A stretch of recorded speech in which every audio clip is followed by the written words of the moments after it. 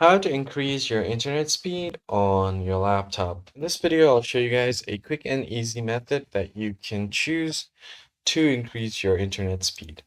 So the first thing you're going to have to do is open up your laptop, and then you're going to have to go to the search bar. Simply search for Control Panel. Once you open up your Control Panel, you'll find your network settings here. So go ahead and click on Network and Sharing. Make sure that the view by category is set to large or small icons. Go to Network and Sharing Center.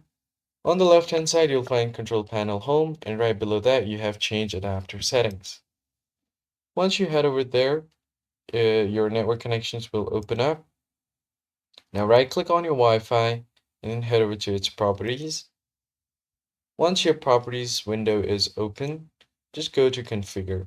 Make sure both the IPv4 and IPv6 are turned on, and then click on Configure. Once you do that, another pop-up will appear.